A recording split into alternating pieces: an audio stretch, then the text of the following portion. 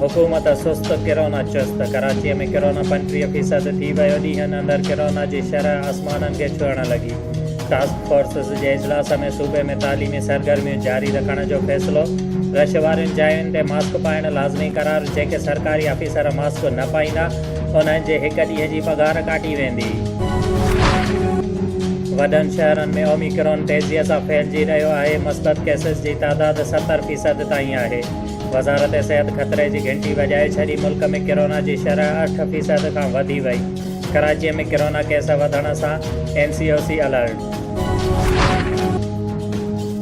Population welfare तरफ़ां जागरता मुहिम ॻोठ सैयद वरियल शाह में रखी वई, जंहिंमें तालीमी ऑफिसर अब्बास अली लुंड ॻोठाणनि खे ॼाण ॾींदे चयो त अॼु असां हित ॻोठ वरियल शाह में जागरता मुहिम रखियो आहे। उन्हीअ जो मक़सदु उहो आहे त हिन वक़्तु असांजे मुल्क जी आबादी तेज़ीअ सां वधी रही आहे ऐं उन्हीअ सां गॾु महांगाई बि तमामु घणी आहे। हिन वक़्तु घर हलाइणु तमामु ॾुखियो थी वियो आहे। उन्हीअ लाइ असांखे घुरिजे त असां मुनासिबु वक़फ़ो करे सघूं ऐं जो असां नंढड़नि जो ख़ानदान हूंदो त असां पंहिंजे ॿारनि खे सुठी तालीम ॾेई सघंदासीं ऐं सुठो खाधो खाराए सघंदासीं ऐं सुठो घरु ॾेई सघंदासीं। उन्हीअ लाइ असां उहो मिशन आहे त नंढड़ो ख़ानदान ज़िंदगी आसान।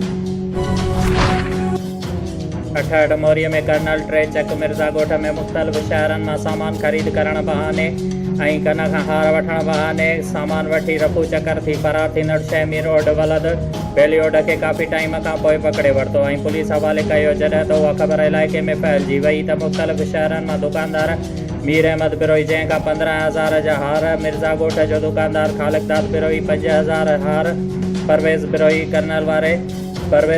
कर्नल वारे दुकानदार खां 10,500 जो हार, सेठ महेश कुमार खां परचून जो सामान, डूंगा मेघवाड़ खां 10,000 जा हार कंहिं तरीक़े सां वठी फरार थी वियो हो। ॼाणियल माण्हुनि मीडिया वारनि सां ॻाल्हाईंदे चयो त असां सां टेक्निकल तरीक़े फरार थी वेंदो हो। अॼु असांजे वकड़ में अची वियो आहे। इंतिज़ामिया खे घुरिजे त समूरे टोले खे कानून जे कटहरे में आंदो वञे।